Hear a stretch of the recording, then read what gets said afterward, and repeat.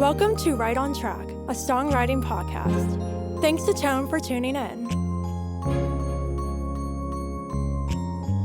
I'm Demi Michelle Schwartz, and I'm thrilled you're joining me on my songwriting journey. So kick back and relax, don't fall flat, and remember, stay right on track.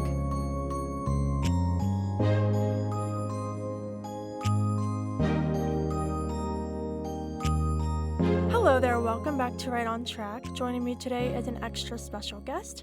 If you have heard live percussion on my songs, that was the lovely Sophia Elliott, and now she is joining me for a chat. So please welcome Sophia. Hi, how are you? I'm good. How are you doing? I'm fantastic. So we're in the midst of the holiday season right now. Are you excited for Christmas, New Year's? How are you feeling with the holidays here? Oh, absolutely excited. I love the holiday time, especially Christmas is always such a beautiful holiday, so I cannot wait. Yeah, absolutely. Well, I'm delighted you're joining me today, taking some time out of the holiday festivities to chat on the show. But before we get into everything I want to chat with you about, can you share with the listeners just a little about yourself and what made you want to get into music? Yeah, absolutely. So growing up, both of my parents are musicians, so they both met each other in college, and my dad is a bass player and my mom's a guitarist. So I was always surrounded by music growing up, and My brother my older brother was always in bands, and so that really, I guess, pushed me to wanna do music because he really loved it, and I just saw the joy and the connection, I guess, that all of my family members made through music, and so that really made me wanna play music, but percussion-wise, I think that I just really thought it was cool, honestly. I think that the drums are really fun. I think that especially being a female percussionist is a really special thing. So, yeah, I would say that's pretty much how I got to where I am today.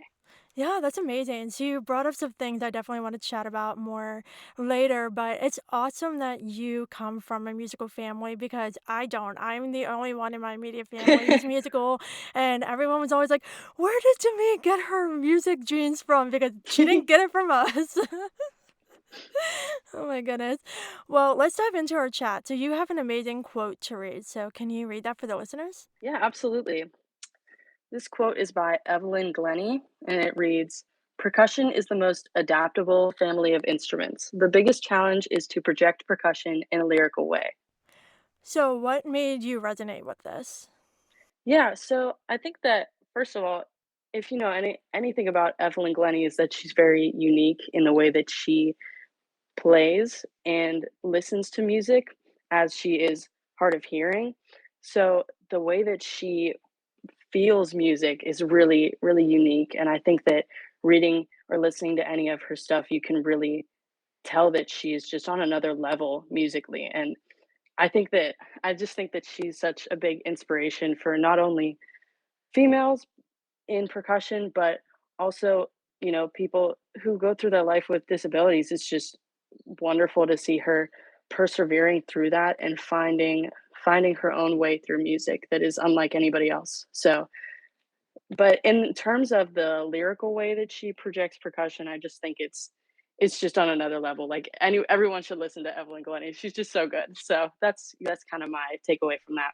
Yeah, well, thank you for sharing that. I wasn't aware of her background, so thank you for sharing that. It's super inspiring. And I can see how, like being a percussionist, you have to, I think, put a little more effort into a lyrical, emotional approach because for vocalists and, instruments that have pitches to them, it's easier to express through that. But with the drums and percussions, you don't really have the musical side of things or doing beats and different sounds and things. So, how do you personally go about channeling the emotion into the percussion? In terms of, I guess, playing on a song or, if I'm playing drum set rather than a more melodic percussion instrument, I think just feeling the music in what you're playing, is a really important thing.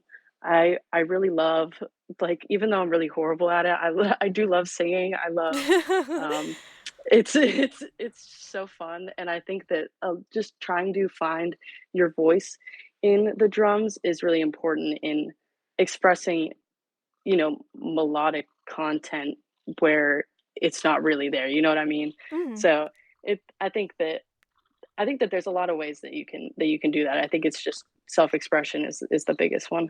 Yeah, and I think it's interesting as well because I've talked to some other musicians that maybe were playing instruments like drums or bass or something that's kind of a support rather than being in the forefront of a song. Whereas, like, doing those kind of instruments, you're kind of in the background, you're kind of laying the groundwork rather than taking center stage. So I think it's really important because listening to all the songs you played on for me, like, there's definitely like energy and emotion in the drums, even though that's setting the beat and setting the tempo and, giving that drive to the song, but it still adds so much to the music. So I feel like Yeah. musicians who play drums, bass, those kind of instruments, they shouldn't be overlooked as just, oh, we're giving foundation. You actually give so much more to music.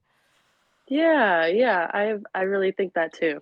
So you have had experience playing live and in the studio, but before we get into the studio aspect, just from playing live, you said you played in churches and in school and other bands and things. So what is your experience playing live with the drums and how have you developed your skill over the years to allow you to perform in live settings? Yeah, so I think that well, let me think back. So my first real experiences playing live, I guess, were probably in elementary or middle school.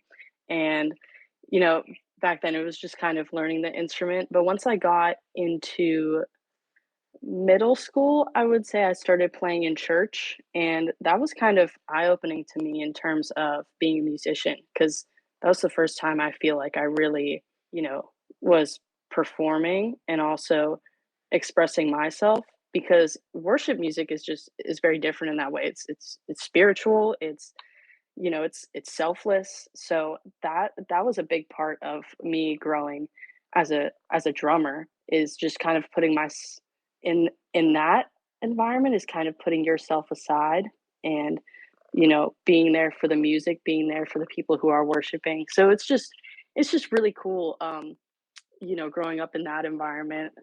Um and in terms of other live performances I've done, I think that performing in different jazz ensembles throughout high school and college, and also performing with my sister. My sister is a singer.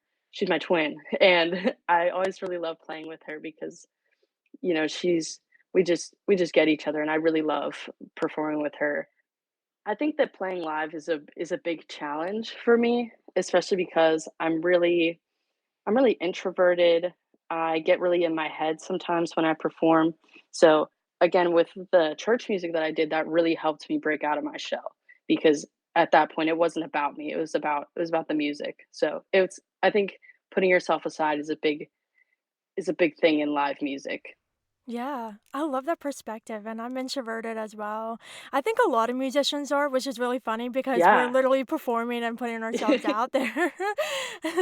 But I really love how your experiences playing in church allowed you to break out of your shell and develop that, a little extroverted mask in a way, like when you're doing performances. Do you get performance anxiety or are you pretty chill? Oh yeah, I get really bad performance anxiety. I actually had a performance earlier this year. I think I was playing vibraphone, and I was standing there, and I literally was like, "I'm gonna fall over. My legs are shaking so bad." Like I get pretty bad. Yeah, no, I get it too, and it's crazy because it definitely strikes out of nowhere. You can't really anticipate it. And when I was playing piano for Tinsel Heart, I have no idea why, but I'm usually fine, like, playing piano because I grew up playing since I was 10. I was classically trained for a really long time, so that's my main Yeah. instrument, and when I was playing that in the studio, I had such an anxiety attack where, like, my heart was racing, my chest got all hot, like, my legs were shaking on the pedals, and I told Bob, I was like, "I need to stop for a second." He's like, "Are you okay?" But, no, it definitely strikes you out of nowhere, whether it's, like, in a studio or playing live. And I think that's something a lot of musicians deal with, even though we're in the spotlight all the time and having to kind of put on that extroverted outside face and show confidence, even if we're feeling that anxiety. So let's transition into the studio. So you've played on several of my songs now, and you're always incredible at it. Completely blows my mind. I cannot play drums. I've never really tried. I just can't. I the closest I ever got to, like, really doing anything percussive is after you recorded Snow on Christmas Day, and you were like, "Oh, no, we should have added sleigh bells." Bob was like, "Oh, to me, you can play those." So I recorded the sleigh bells, and the thing had, like, 24 bells on it. It was really heavy. I'm sitting Oh, there yeah. trying to play, and by the end of it, my arms and my shoulders were killing me, and I was like, "I have no idea how you can do this, like, all the time." So, how have you developed your skills in the studio? Because I know that's a whole other level of pressure too, with like timing and all of that. Yeah. Well, first of all, thank you. It was very nice. Um, yeah, so in the studio, I think that I find myself more relaxed in the studio because I know that if something happens, it's not the end of the world and Yeah. I can have a do-over. So that's really nice. I think that well, first of all, it's a huge privilege to be able to play in the vault and to be a part of your music. I think that your music is wonderful. Oh, Shout thank out Tinsel Heart. you. Um, when you're playing in a studio, it's first of all, I feel a lot more comfortable there, especially with Mr. McCutcheon, Bob being there. He's wonderful at what he does, and he's so kind. And I think that being around people who are just kind and just want to make music is really really cool and special. So I don't know. I really enjoy playing in the studio. I think the difference between that and playing live is that you know again with the selfless thing, it's like I am a part of somebody else's music, and I'm really want to do exactly like what their vision is. So that's a really big thing for me as someone who is, really introverted, really anxious, is just like doing it for something else is a really big part of getting out of my shell. Yeah. Yeah, well, you bring up a really great point about the vault. It's an amazing place to be, and I'm super lucky I get to record there because the environment is amazing. And I think that we're so lucky that we get to record in a place with such a laid back, supportive environment because it takes away the stress factor a little bit. If we were recording with people we didn't feel comfortable with, then I don't think the music would flow as naturally. So Yeah. Bob definitely creates a very safe and fun space to record. Yes. Absolutely. So I know you just mentioned again that the whole selfless approach, and I love how you keep going there because you're exactly right. With studio musicians, you are playing on another artist's recording, and I always try to give direction, like with you and everybody else who plays on my music. Is I have a vision for it and I give direction, but I'm not like super strict, like you have to do Yeah. this and nothing else. Like you have to do this. I think it's really, really important to give other musicians a chance to express themselves and bring their own individual flavors to the song. And I know you and I have worked while doing that, but just from the notes that I give you when you're doing my songs, like I'm pretty vague with it because I know like next to nothing about drums or any of that. And you always manage to do like exactly what I want. So when you are getting ready to do a song and you listen through it a couple of times and you're piecing together what I sent and what you envision, how do you kind of get yourself centered in that space before actually doing takes? Yeah, so I think that first of all, I always listen to the demo like a billion times. Like I always listen to it and make sure I know my best to know exactly where everything's happening and what's going to be on the record, what I'm trying to line up with, what I'm complimenting is a really big thing for me. Um, and I always also listen to I try to get a feel for what kind of vibe we're going with the song. So like if it's a more I think with your more pop country music, I try and listen to a lot of pop country songs so I get in that mode before I go into the studio. So I know that I am supporting the genre rather than, trying to, I want to have like an like I do want to have my own flavor in the song, but I want to, be supportive of what music we're making. So I think that getting into that mindset and getting inspiration from what other people have done too is really helpful in coming up with, drum parts and coming up with something that's going to complement what you laid down. Yeah.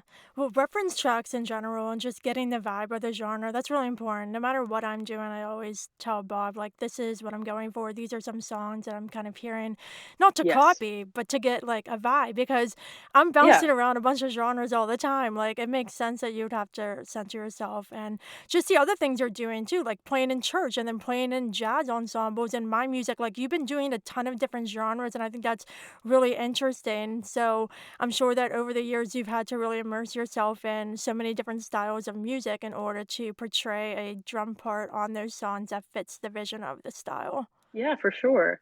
So, something else I wanted to chat with you about is something you brought up a couple times that you are a female percussionist, and I think that's amazing. So, have you had any kind of instances where someone was like a little surprised by that, or have you found your time as a female percussionist being pretty accepting and not really shocking to many people? Yeah, so I think that I've been lucky in the sense that I've had a lot of good people around me and a lot of good people that, you know, don't see me for being a female percussionist and just see me for being a percussionist, which is really a blessing.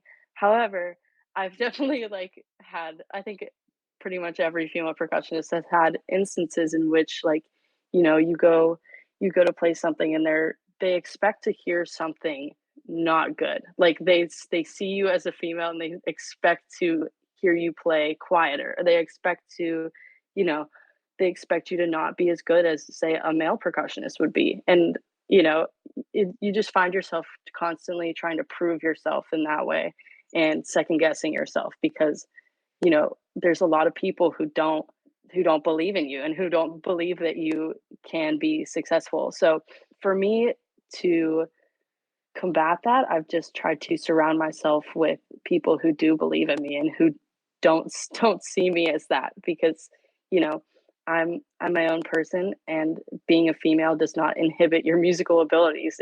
It has nothing to do with it. So I don't know, I think that kind of reassuring myself of that even when people have put me down for it is really important. Isn't it wild that we're living in the 21st century and this is happening?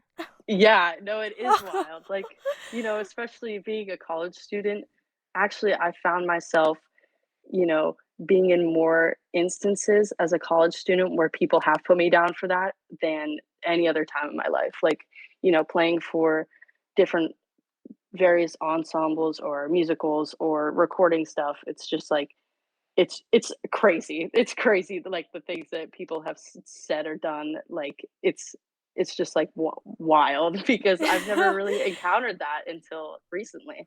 Yeah, well, it doesn't make any sense to me because music is for everybody, and no matter Hmm. what instrument you gravitate toward, whatever gender you identify as, like, it shouldn't matter. I don't understand people today. I really, really don't. But at the same Yeah. time, I think it's really great how you didn't let any of that negative talk kind of make you second guess being a drummer because clearly the world needs more female percussionists, and you are definitely demonstrating yourself as someone who's fully capable of being one. So I think you're really making a statement, and the more songs I have you on and the other work that you play on, like, I think it's just giving you that platform and also letting others know too, like, hey, like, female drummers, there's nothing wrong with this. This is awesome. I think it's incredible when Bob mentioned you to me, I was like, "Oh, cool, female drummer. Yes, gotta get her on." Like, I was so excited over it. I don't know why people would be, like, not excited over that. Yeah, well, thank you, thank you. I'm in the same boat. It's so strange to me. So yeah, What is your favorite thing about being a percussionist? I think my favorite thing is I really just love the drums. I just love how the drums sound. I love beats. I love all sorts of percussion instruments. I think that's the beauty of percussion is that it's so incredibly versatile and there's so many different instruments. Like you could either play all of them or you could be really especially good at like the triangle or like the ratchet. Like you can have so many different there's so many opportunities in percussion.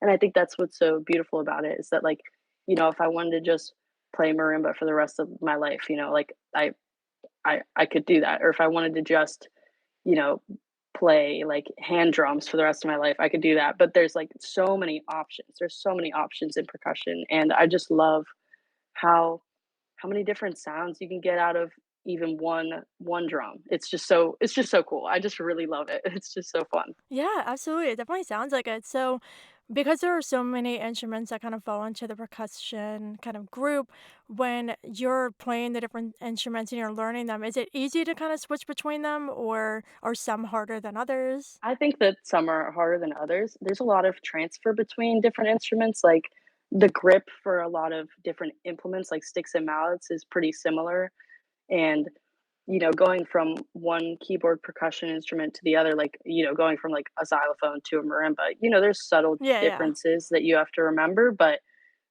there's a lot of similarities, and as long as you are just trying to be musical and trying to, get the best sound of the out of the instrument, I don't think it's super difficult to switch in between one or the other. I have to do it all the time being a percussionist in like a wind ensemble at school. So I don't know. I actually really love the challenge. It has gotten easier. Yeah, I'm sure. And I think too, what's really, really awesome is for someone who focuses on like a instrument, like I am very focused on piano and switching between a grand piano and a keyboard, there's no difference in the way you play that. But I think Yeah. being a percussionist, you are being able to play many different instruments, and I think that makes you a very well-rounded musician. Yeah. Well, thank you. I think that it's tough because as a percussionist, you do have to be really skilled at so many different ones.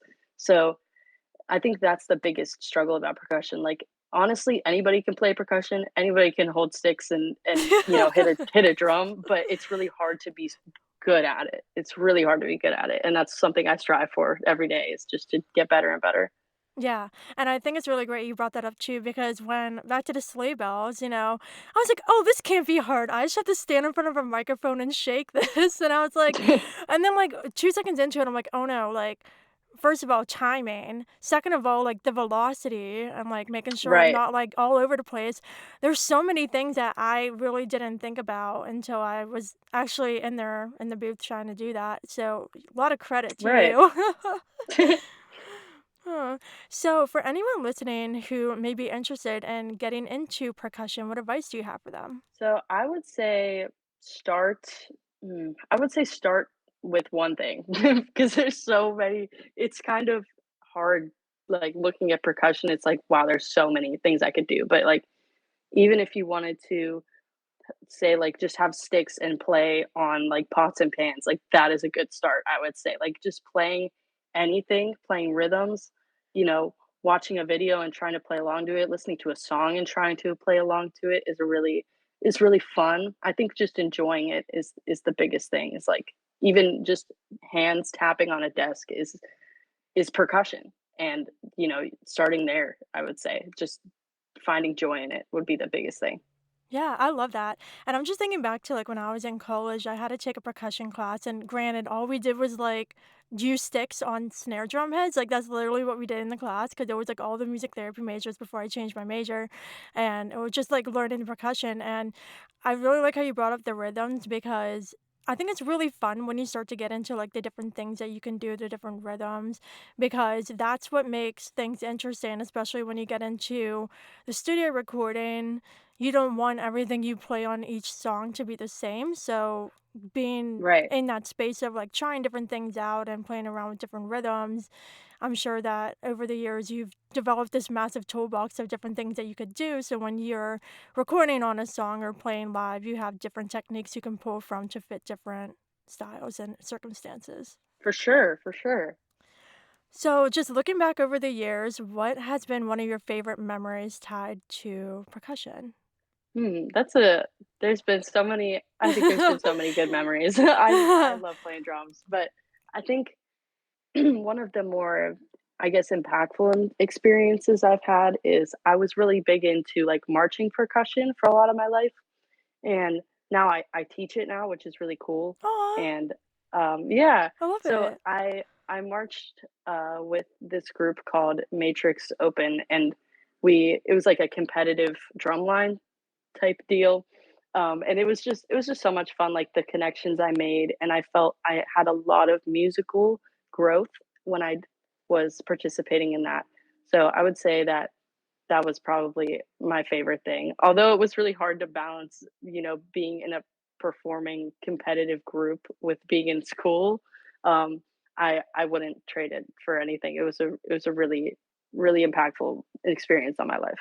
Oh, that sounds like it definitely would be. That's so cool. And I think that you just kind of admitted too that through all of these experiences and one you mentioned specifically, like you've been growing as a musician. I think that's the coolest thing. Like looking back to when you were younger in elementary and middle school, getting into percussion, and then look at you now. And I think it's really cool how music is always evolving and changing. And as musicians, we're always growing. I think that's one of the most beautiful things about being in music. 100%. Yes. So just one more question, this is a fun one. When you listen to yourself on recordings, do you cringe or are you like, I did good? Oh, no, I definitely cringe. I definitely cringe. Um, I think that, it's some I there's always, like, things that I nitpick. I'm like, "Oh, that, like, 8th note was a little too far behind," or, like, "I shouldn't have crashed that cymbal. I shoulda hit a different cymbal. Like, I don't like that sound." But, I think that getting out of that mindset and just listening to it for the joy of making music is much better. It's really easy to be hard on yourself, I think. So, you know, I try not to, but it's kind of easy to cringe at yourself sometimes. Yeah, Whenever as musicians, we can be really like self-critical. So, yeah. but you know, removing yourself from that is the important thing. Yeah, for sure. And I think that's just another thing about musicians. We're really critical of our own work, and then we can listen to somebody else play and be like, "Oh my god, that was amazing!" And then we listen to something we Yes. did, and it's like, "Yeah, no, I could have done that better and that better and that better." It's so funny because when I'm doing piano, I always try to do it in one take and not like have to have things cut up in different takes. But Right. it's, like, nearly impossible, like, just thinking back to my classical days when I was doing competitions and stuff, I had to, I was being judged, but in the studio, like, things can be moved around if they have to be.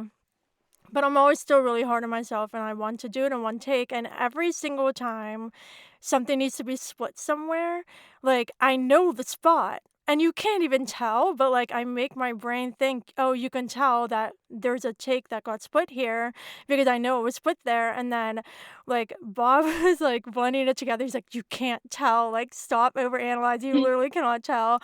But no, I totally feel like listening back to something you played, it definitely gets you in your head.